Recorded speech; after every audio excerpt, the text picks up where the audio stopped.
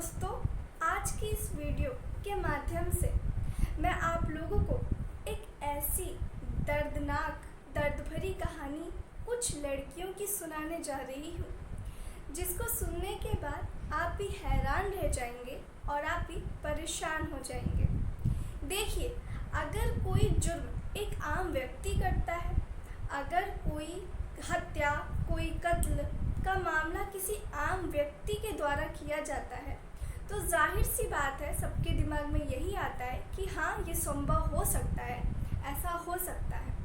लेकिन अगर आपसे कहा जाए कि एक किसी देश का राष्ट्रपति जैसे पद पर रह रहे एक व्यक्ति जो कि राष्ट्रपति हो किसी देश का, वो एक हत्यारा, एक खूनी और वो एक बलात्कारी हो, तो आप ये सोचने पे मजबूर हो जाएंगे कि क्या ऐसा भी हो सकता है।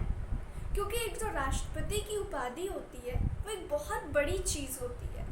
पूरे देश की जो कमांड होती है, जो पूरे देश की बागडोर होती है, वो उसके हाथ में होती है। और वही राष्ट्रपति ऐसा कर जाएगा, ये कौन ही सोच सकता है। और इस बात पे भरोसा करना बहुत ही ज़्यादा मुश्किल है। दरअसल ये जो घटना है, ये घटना है युगांडा की। तो मैं आप लोगों को बताते चलूँ कि युगांडा की ये जो कहानी मैं आप लोगों को अभी सुनाने जा रही हूँ, इस कहानी की पुष्टि मैं नहीं करती हूँ। ये कहानी है मुझे मोबाइल के माध्यम से, ऑनलाइन माध्यम से मिली है और ये कहानी मैं आप लोगों को सुना रही हूँ। इसकी पुष्टि मैं नहीं करती हूँ। तो चलिए फिर मैं आप लोगों को सुनाती हूँ। युगांडा शहर में एक जो राष्ट्रपति होते हैं उनका नाम होता है लेइसबेइन मार्क। अब ये जो लेइसबेइन मार्क होते हैं, ये देश के राष्ट्रपति होते हैं। सारी बागडोर उनके हाथों में होती है और ये अपने देश को काफ़ी ज़्यादा अच्छे तरीके से चला रहे होते हैं। अब ये कहानी का रुख मुड़ता है बांग्लादेश की तरफ।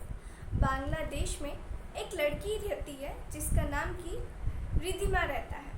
अब ये जो रिधिमा रहती है एक जर्नलिस्ट रहती है और ये देश विदेश में जा कर के, अलग अलग शहरों में जा कर के वहाँ का रहन सहन, खान पान, वहाँ के लोगों के बारे में उनसे बातचीत करती है, देखती है, परखती है और उसको आर्टिकल के माध्यम से, वीडियोग्राफी के माध्यम से वो इस चीज़ों को दर्शाती है। क्योंकि वो एक जर्नलिस्ट होती है, उसका यही काम होता है, यही पेशा होता है। अब ये जो जर्नलिस्ट रहती है, अब इसको जाना होता है युगांडा, क्योंकि वो बहुत अलग अलग देशों में, अलग अलग राज्यों में, शहरों में रह चुकी थी। अब उसका मन था कि वो युगांडा जाए, वहाँ के लोगों से बातचीत करे, रहन सहन देखे, वीडियोग्राफी और आर्टिकल के ज़रिए वो और लोगों तक पहुँचाए कि वहाँ के लोग कैसे हैं, कैसा नहीं है, कैसा माहौल है। अब वो चली जाती है, बांग्लादेश से युगांडा पहुँचती है। पहुँचने के बाद वो बहुत ज़्यादा खुश थी। वहाँ पहुँचती है, वहाँ पहुँचने के बाद वो वहाँ के प्रेसिडेंट से मिलती है और उनसे इजाज़त लेती है, उनसे बातचीत करती है कि मैं एक जर्नलिस्ट हूँ और मेरा ये पेशा है, ये काम है, यहाँ के बारे में बताना, लोगों को दिखाना। तो जो वहाँ के प्रेसिडेंट होते हैं वो मान जाते हैं। अब जब प्रेसिडेंट की तरफ से ग्रीन फ्लैग, ग्रीन सिग्नल मिल जाता है, तब वो बहुत ही ज़्यादा मन ही मन खुश होती है कि जिस काम से आई थी आखिरकार उस काम में सफलता मिल चुकी है। अब ये जो प्रेसिडेंट होते हैं, ये उस लड़की के लिए एक अच्छा सा गेस्ट हाउस होता है, वहाँ का जो काफ़ी ख़ास लोगों के लिए होता है, बड़े बड़े लोगों के लिए होता है। वहाँ पर इसके रूम को शिफ्ट कर देते और बोलते आज से तुम यहीं रहोगी, तुम हमारे यहाँ की मेहमान हो और हम नहीं चाहते कि तुम्हें किसी भी तरीके से किसी भी चीज़, परेशानी का सामना करना पड़े और देशों में हमारी बदनामी हो। इसलिए अब ये जो लड़की रहती काफ़ी ज़्यादा खुश होती है और खुश हो भी क्यों ना, आखिरकार वो युगांडा के प्रेसिडेंट यानी कि राष्ट्रपति से मिली थी और राष्ट्रपति से मिलना एक बहुत बड़ी बात होती है। और वैसे ये जो लड़की थी, इसके लिए किसी प्रेसिडेंट से मिलना नई बात नहीं थी, क्योंकि ये जो लड़की है ये जहाँ भी देशों में जाती थी वो उनके जो सीएम होते हैं, मुख्यमंत्री होते हैं, बड़े बड़े पद पे जो अधिकारी होते हैं, उनसे वो मिला जुला करती थी। तो इनसे भी मुलाकात हुई। खैर ये युगांडा के प्रेसिडेंट थे, इसके लिए और ज़्यादा बहुत बड़ी अपॉर्चुनिटी थी उनसे मिलना, बातचीत करना। लड़की काफ़ी ज़्यादा खुश थी। अब वो रूम में जाती है, वीडियोग्राफी करती है और बताती है कि मैं यहाँ ठीक हूँ, मैं यहाँ पहुँच गई हूँ और सब कुछ बहुत अच्छा चल रहा है। ये वीडियोग्राफी करने के बाद वो अपना आराम करने लगती है। अगले दिन सुबह होती है। सुबह जब होती है तो उसके कमरे में एक नौकर पहुँचता है और वो कहता है कि आपको मिलने के लिए हमारे प्रेसिडेंट ने बुलाया है। अब वो कहती है ठीक है। अब वो काफ़ी ज़्यादा खुश थी कि प्रेसिडेंट से उसको मिलने का दोबारा मौका मिल रहा है। अब वो तैयार होकर के प्रेसिडेंट के पास पहुंचती है। अब प्रेसिडेंट जो होते हैं वो उनसे बातचीत करते हैं और ये लड़की प्रेसिडेंट को बताती है अपने देश के बारे में कि हमारे देश में कैसा माहौल है, कैसा माहौल नहीं है, वहाँ की कैसे कैसे राजनीति है और कैसे कैसे माहौल है, कैसे कैसे रहन सहन है। वो सारी बातें अपने देश के बारे में बताती है। और उसके बाद वो क्या बोलते हैं, जो प्रेसिडेंट होते हैं वो उनको कहती है कि आपका बहुत बहुत धन्यवाद जो आपने मुझे इतना अच्छे से मुझे रखा है यहाँ पे। प्रेसिडेंट बहुत ज़्यादा खुश होते हैं उससे और वो लड़की भी उनसे बहुत ज़्यादा खुश होती है। सब कुछ ऐसे ही चल रहा होता है। उसके बाद वो लड़की जाती है अपने कमरे में, वीडियोग्राफी करती है। वीडियोग्राफी करने के माध्यम से वो सारी चीज़ें वहाँ की दिखाती है। अब ये सारी चीज़ें ऐसे ही चल रही होती हैं। अब उसके बाद जब तीसरा दिन होता है तो रात के समय में एक व्यक्ति उसके कमरे में पहुंचता और कहता है कि आपको हमारे प्रेसिडेंट ने डिनर पे इनवाइट किया है। अब जब ये बात वो लड़की सुनती है रिद्धिमा तो खुशी से पागल हो उठती है, क्योंकि प्रेसिडेंट के साथ डिनर करने का मौका एक बहुत ही बड़ी अपॉर्चुनिटी थी इसके लिए। और वहाँ पे और भी बहुत बड़े बड़े जो वहाँ के कार्यकर्ता लोग थे, वहाँ के जो अधिकारी लोग थे वो लोग पहुँचे थे। अब ये तैयार होने लगती है। तैयार होने के बाद में वो पहुंचती है वहाँ पे जहाँ पे डिनर करना था। वहाँ पे पहुंचती है, खाना एंजॉय करती है, खाना अच्छे से खाती है। उसके बाद में जो वहाँ पे ड्रिंक होती है वो काफ़ी ज़्यादा भारी मात्रा में ड्रिंक का सेवन कर लेती है। वो बहुत ज़्यादा शराब पी लेती है, शराब का ओवरडोज कर लेती है। अब जब उसने इतनी ज़्यादा शराब पी ली थी तो वो चल भी नहीं पा रही थी, उठ भी नहीं पा रही थी और उसको बार बार उल्टियाँ हो जा रही थी। अब जो वहाँ के नौकर लोग रहते हैं वो लोग उसको पकड़ करके बड़ी मुश्किल से उसको सहारा दे करके उसके कमरे तक लेके जाते हैं और उसको कमरे में उसके बेड पे सुला देते हैं। अब उस लड़की को कमरे में लेटाने के बाद वो जो नौकर लोग रहते हैं वो लोग वहाँ से चले जाते हैं। अब ये जो रिद्धिमा होती है, क्योंकि वो इतनी ज़्यादा शराब पी ली थी कि वो अपने हालत में, अपने होश में बिल्कुल भी नहीं थी, वो पूरे तरीके से नशे में धुत थी। अब वो बेड पे लेटी हुई होती है। अब थोड़ी देर के बाद ये जो कमरा रहता है, इसके कमरे का दरवाज़ा खुलता है। कमरे का जब दरवाज़ा खुलता है तो वो लड़की देखती है कि एक काला सा आदमी, 7 फुट का काला सा आदमी उसके कमरे में आ रहा होता है। अब वो देख के डर जाती है। फिर कहती है कि अरे प्रेसिडेंट आप यहाँ पे इस टाइम क्या कर रहे हैं। अब जो प्रेसिडेंट रहता है वो कुछ नहीं बोलता है और वो सीधा उसके पास जाता है, उसके करीब पहुंचता है और एक एक करके उसके अंग से, उसके शरीर पर जितने भी कपड़े रहते हैं उसको नोचने लगता है और सारे कपड़े उतार के फेंक देता है। अब उस लड़की को पूरे तरीके से वो नग्न करने के बाद में उसके साथ में वो ज़बरदस्ती शारीरिक संबंध बनाना शुरू कर देता है। उसके साथ में ज़बरदस्ती, ज़ोर ज़बरदस्ती करने लगता है, उसका रेप कर देता है। रेप करने के बाद में ये जो लड़की रहती है काफ़ी ज़्यादा वो बार बार बेहोश होती रहती है, क्योंकि वो दर्द सह नहीं पाती है और काफ़ी ज़्यादा नशे में भी रहती है। तो वो बार बार बेहोश होती, वो उसको बार बार उठाता, उसके बाद बार बार उसके साथ शारीरिक संबंध बनाता, उसके बाद वो बार बार बेहोश होती रहती। पूरी रात ऐसे ही चल रहा होता है, सब कुछ ऐसे ही चल रहा होता है।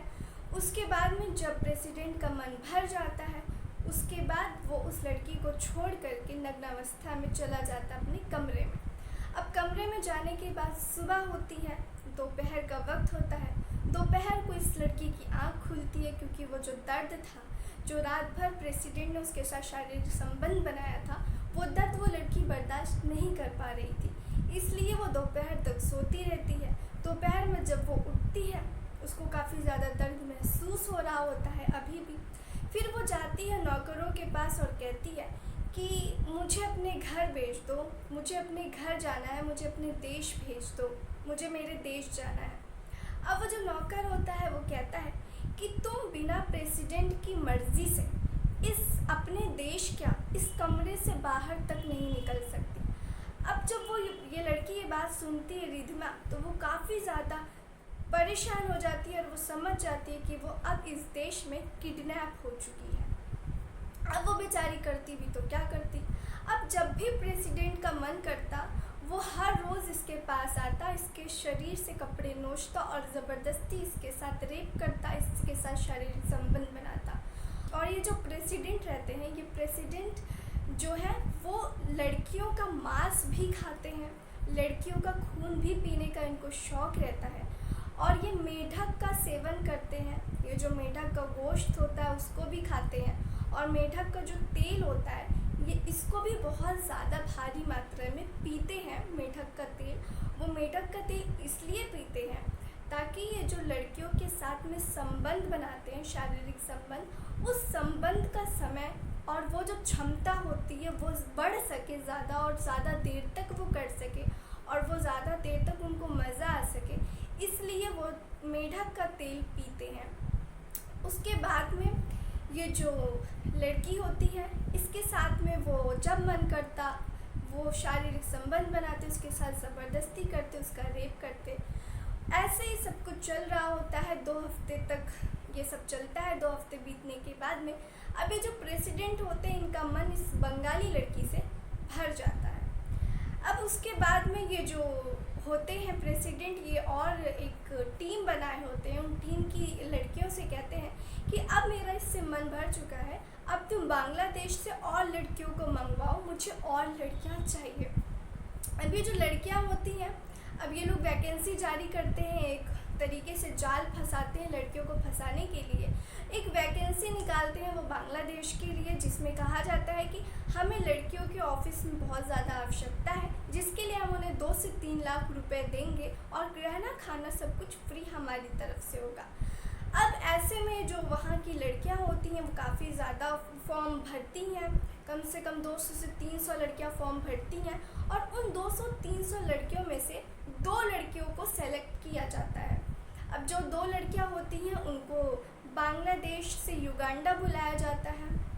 युगांडा में जब वो लोग आती हैं तो वो लोगों को 2 दिन तक बहुत अच्छे तरीके से रखा जाता है, लेकिन तीसरे दिन उन लड़कियों को सजाया जाता है।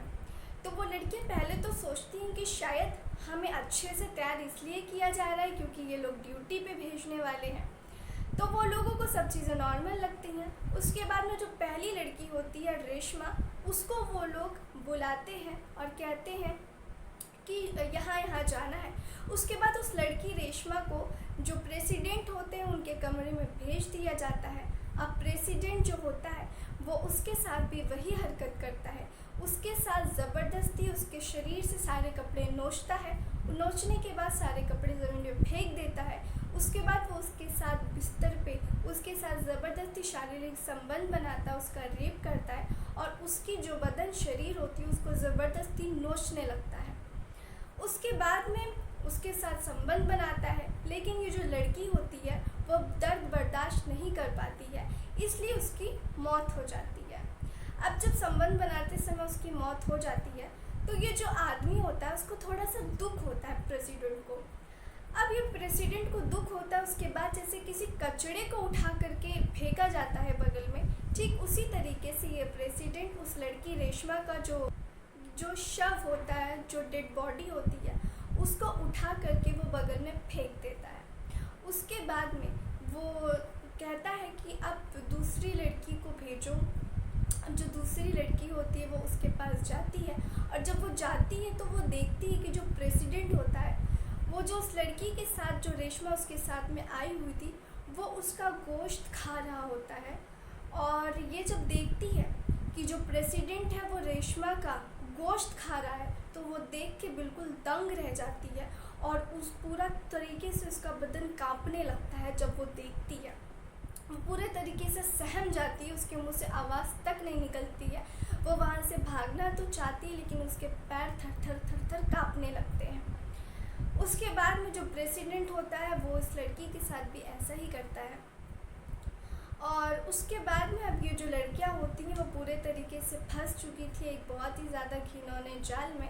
अब उनके पास जाने का बचने का कोई रास्ता नहीं था।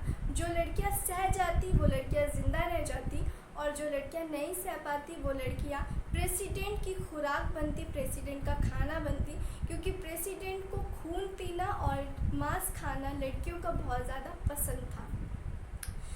और सब कुछ ऐसे ही चल रहा होता है। 2 साल तक तकरीबन ये चीज़ ऐसे ही चलती जाती है। उसके बाद 2 साल के बाद जो प्रेसिडेंट होते हैं उनको किसी तरीके का हार्ट अटैक आता है, और हार्ट अटैक आने के बाद में उनकी वहाँ पे मृत्यु हो जाती है। और जो लड़कियाँ होती हैं जो इस कैद में फंसी होती हैं, उन लड़कियों को उनके घर वापस उनके देश भेज दिया जाता है। फिर जब ये लड़कियाँ आती हैं, अपने घर पहुँचती हैं, और फिर जब ये बात मीडिया में बताती हैं तो वाकई में जो भी सुनता वो परेशान और हैरान रह जाता कि किसी देश का प्रेसिडेंट भला ऐसा कैसे हो सकता है। और ये लड़कियां इतने टाइम तक, इतने समय तक ये सब चीज़ें कैसे बर्दाश्त करती आईं, कैसे झेलती आईं, इन पे क्या बीती रही होगी, ये हर कोई सुन सुन के सहम जाता, डर जाता और बिल्कुल सोचने पे मजबूर हो जाता। खैर, ये जो प्रेसिडेंट था इसकी मौत हो चुकी है। कहते हैं ना कि अच्छाई, अगर कहते हैं ना कि जो बुराई है उसका अंत एक ना एक दिन ज़रूर होता है, और वैसे ही इस बुराई का अंत हो गया। जो प्रेसिडेंट था उसकी मौत हो गई, उसकी मृत्यु हो गई, और एक राक्षस जो था वो इस दुनिया से अब जा चुका है।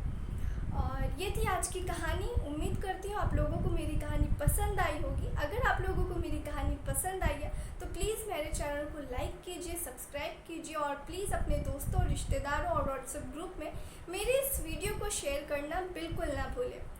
और आप लोगों से एक मेरा निवेदन है कि आप लोग प्लीज़ मेरे चैनल पे अच्छे से कमेंट्स कीजिए। मुझे आप लोगों के कमेंट्स पढ़ना बहुत अच्छा लगता है, और आप लोगों को जो सबसे अच्छा कमेंट्स आएगा मैं उनका नाम अपनी वीडियो के अंत में ज़रूर लूँगी। तो आज की ये थी कहानी। चलिए दोस्तों, फिर मिलते हैं ऐसे किसी सच्ची घटना और किसी सच्ची कहानी के साथ। तब तक के लिए आप लोग अपना ख्याल रखें और सावधान रहें, सतर्क रहें।